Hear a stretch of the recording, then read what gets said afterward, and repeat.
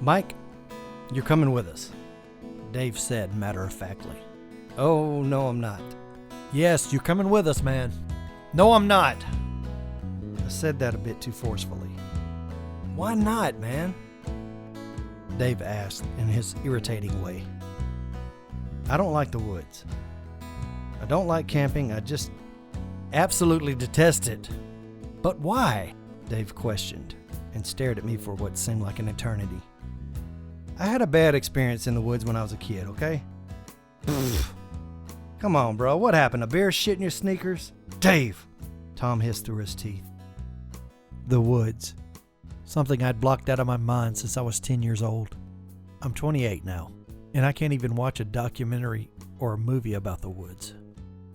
I don't travel well with people because when I'm driving and a patch of woods bigger than 10 square miles is near, I will drive an extra hour just to get around it. The last time I passed by a large patch of woods, I was in college.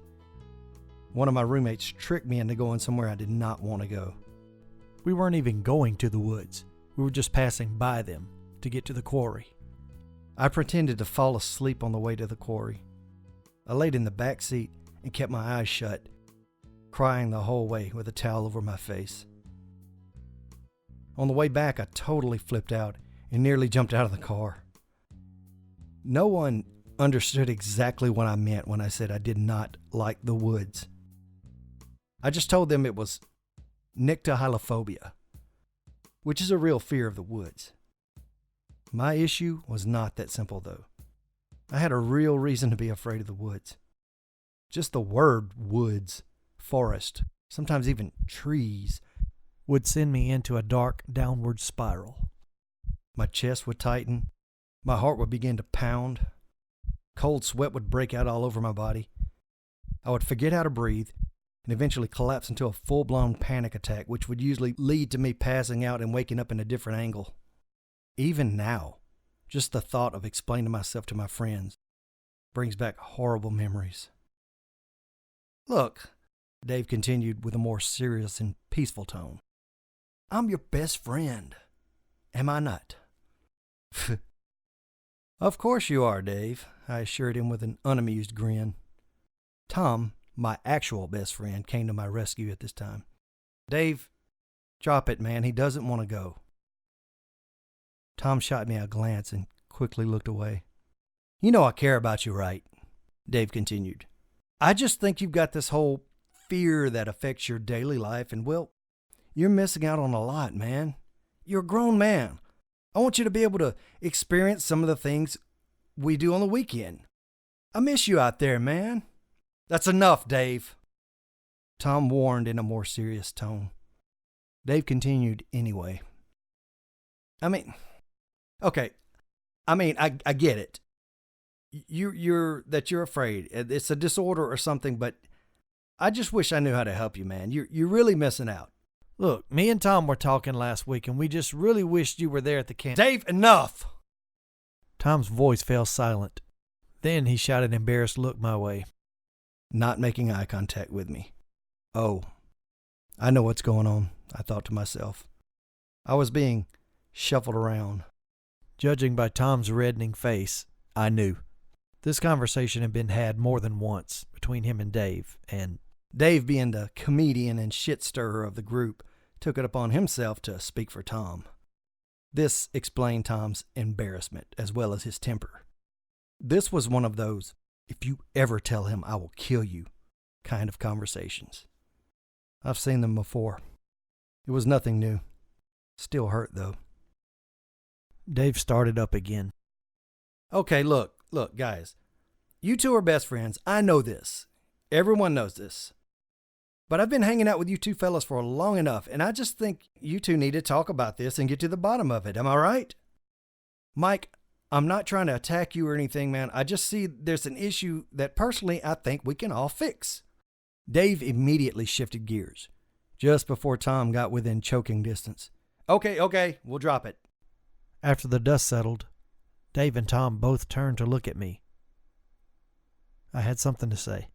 This time, I would not freak out and panic like before. They sat dead still in anticipation. I was about to open a part of my life up that had been a mystery and a taboo conversation to anyone who knew me and liked me well enough to remain friends with me, which were very few. My eyes began to water, but I pushed it back and looked at Tom.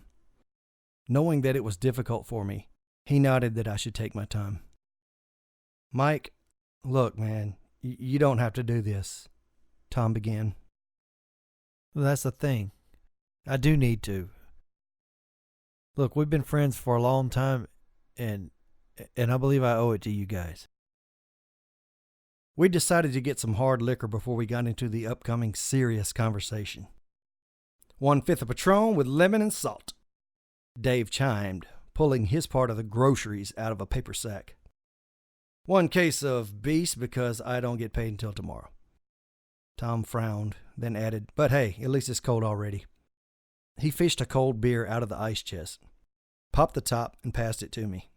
I downed the entire can, and then let out a loud, Everything fell silent as Dave began dabbing a shot glass in salt. And 1 nutcase with a fucked up story to tell, I added. Dave handed me the shot glass, full of clear poison, and I choked it down, refusing the lemon. Oh, hit me with 1 more of those. No salt, no lime. I need to deal with it. A quick look at one another as they sat together on the sofa across from me and watched me choke the hard tequila down. I drank another beer, poured myself another shot of Patron, and began to sip on it. When I was 10 years old, I began. Okay. When I was 10 years old, Tom and Dave just sat still, not knowing whether I was going to say I was abducted by aliens, survived a bear attack, or got molested by my scoutmaster. I tried the best I could just to give them the gist of the story, without freaking out or touching on the truly horrible parts. Okay, I said, starting over with a loud I took a deep breath and told them everything that I could stand to tell my 2 closest friends.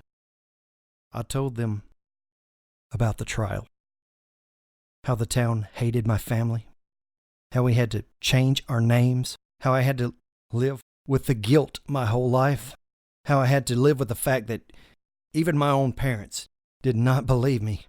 When I told them what happened to Joey.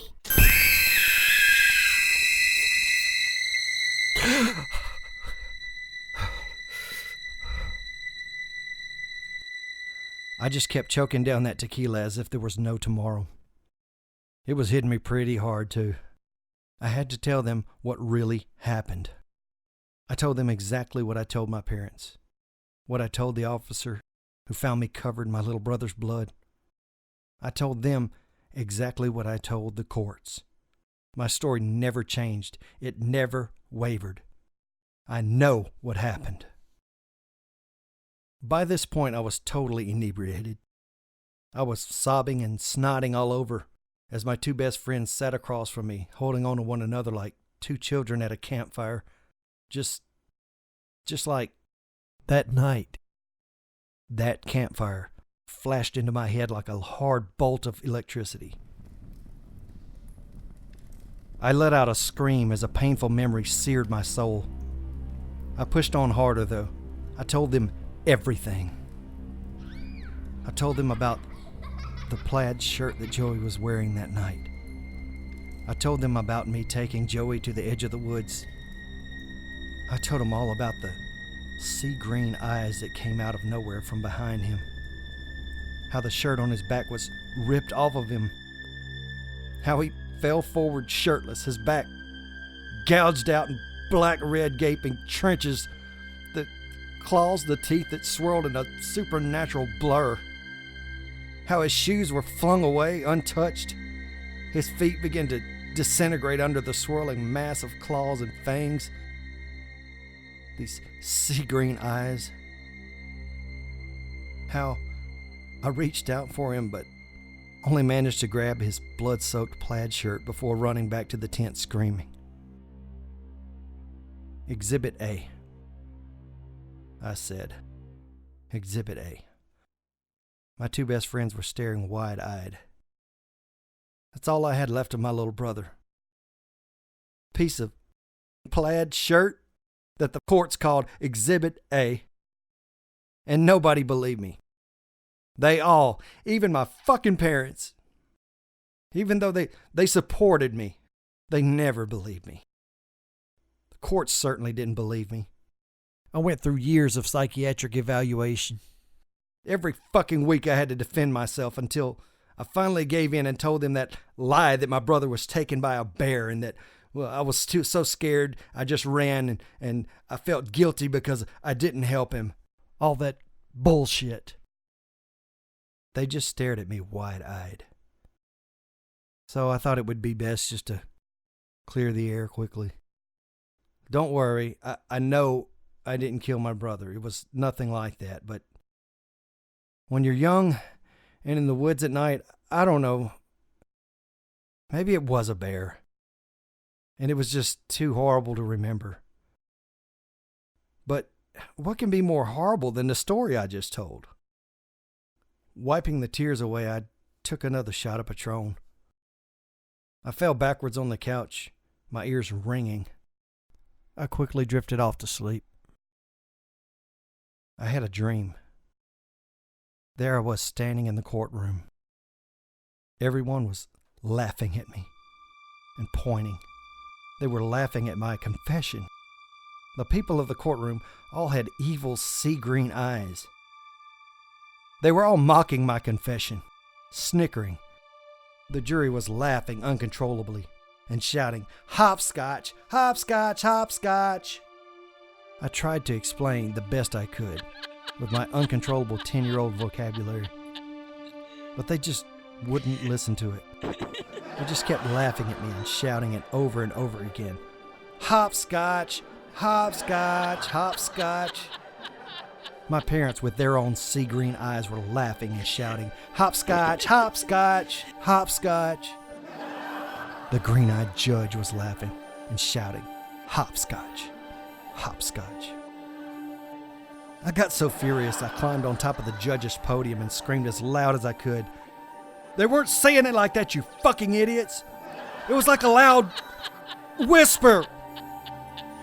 I bolted upright on the couch. My heart was beating straight up my neck into my head, in rhythm with that hiss that I will never speak of again to anyone. That hiss that made a mockery of me in court when I was just a traumatized 10-year-old. I was pushing my palms into my eyes so hard that I saw squiggly stars. "I'm so sorry, Joey. I'm so sorry, baby brother."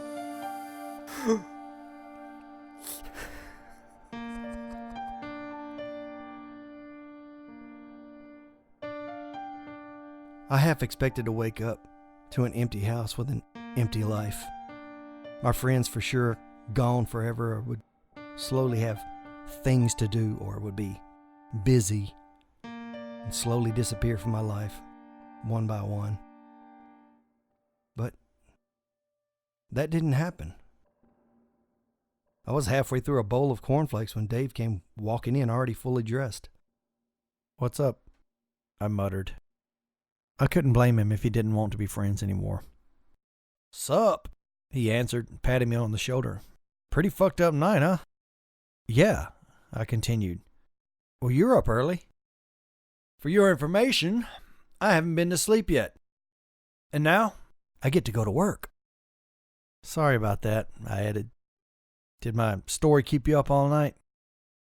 He just stared at me strangely. No. You just got really drunk, cried, and mumbled some incoherent shit and passed out." We stared at one another in confusion. I slowly broke out into a maniacal laughter, which startled Dave, but soon enough he joined in. After our good laugh, he finished a bowl of cereal and, before leaving, said, "Hey, man, either way you tried last night. That's all we ask. You don't have to tell us anything, man, but just keep trying, okay?" I assured him that I would. Oddly enough, though, Even though I'd fantasized the entire confession, it was still the biggest breakthrough and accomplishment I'd made in years. I wouldn't even allow those memories in, much less go through the motion of explaining it to anyone. I felt good about it. That was 2 years ago today. I've decided to move on with my life. It took a while, but I eventually told my friends all that they really needed to know. That I had a little brother who went missing in the woods, and I found his bloody shirt. That was enough for me. It would probably blow your mind to find out that with the help of my two best friends, we returned to that exact camp where Joey went missing. It was terrifying, and it took 3 days and several attempts to go to the place, but I got there and I said my goodbyes to Joey, as well as my nyctohylophobia. Well, not exactly goodbye to that. I still get the jitters.